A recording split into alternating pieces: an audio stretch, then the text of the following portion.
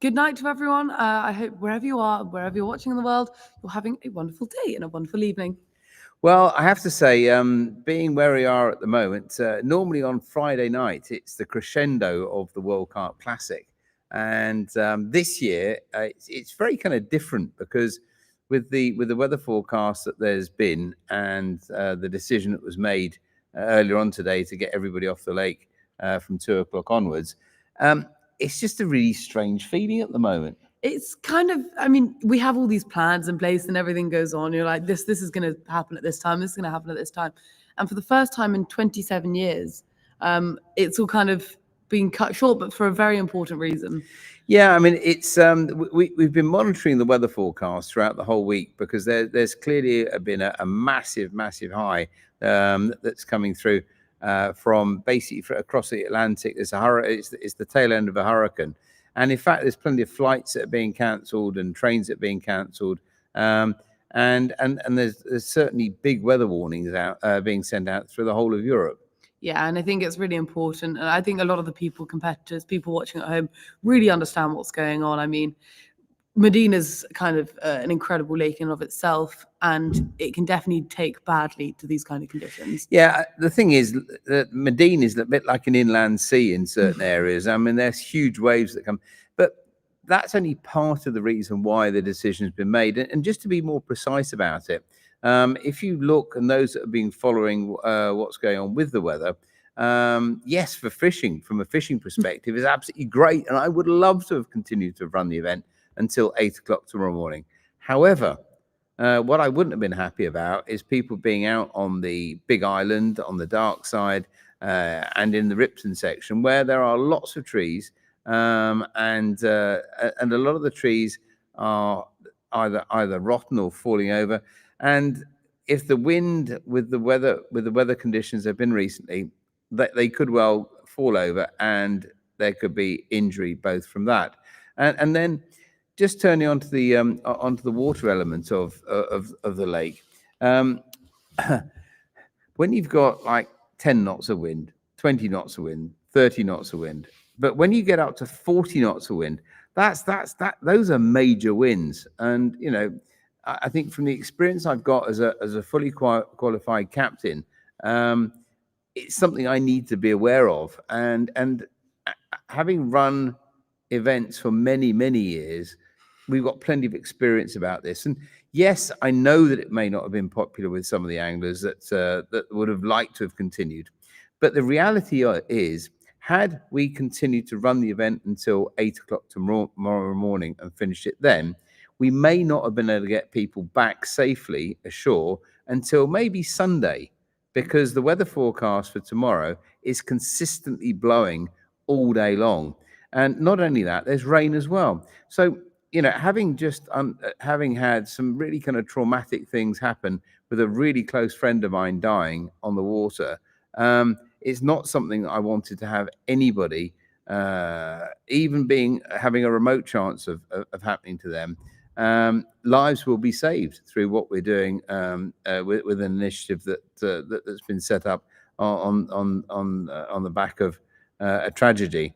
And that's something that, if we get criticized, if anybody criticizes us for putting safety first and putting the safety of the anglers first, well, please feel free, because I will certainly stand up and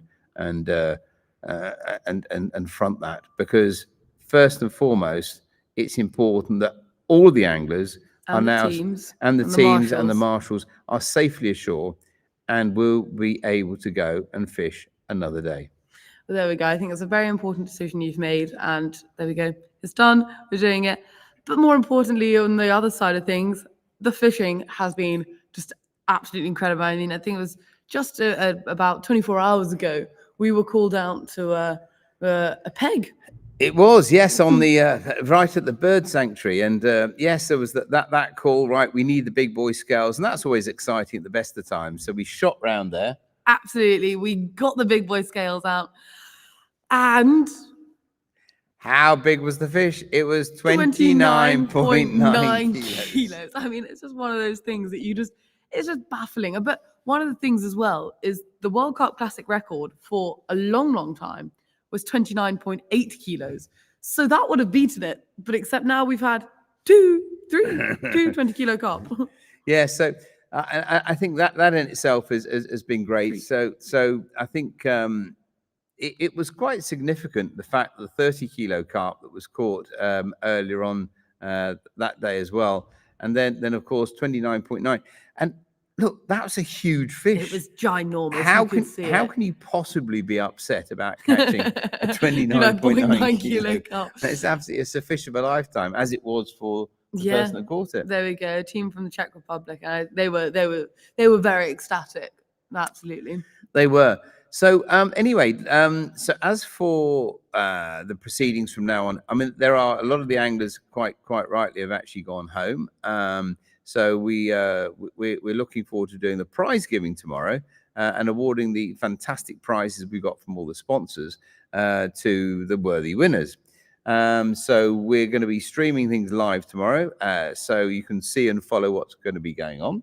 Absolutely. I mean, we've got some incredible prizes, a fantastic prize table, and some very secret special extra prizes in there. But you guys will hear about that. Yeah. There's some really kind of cool extra prizes as well. So we'll obviously be announcing those live as we're presenting them tomorrow. But anyway, so in terms of timings for tomorrow, the prize giving ceremony will take place from 12:15 your local time in France. So we'll then do that from 12:15, starting off with probably the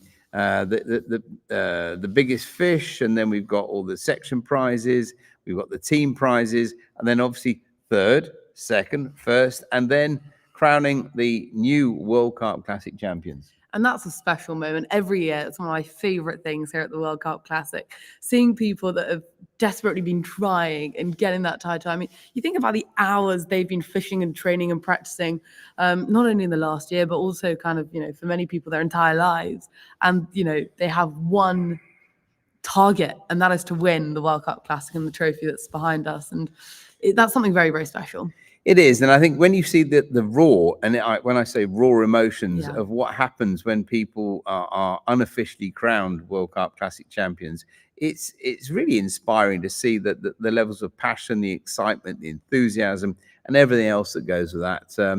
And it's phenomenal to see the fish that they've caught and where they've caught them from to actually win that title. So the team that will be crowned tomorrow.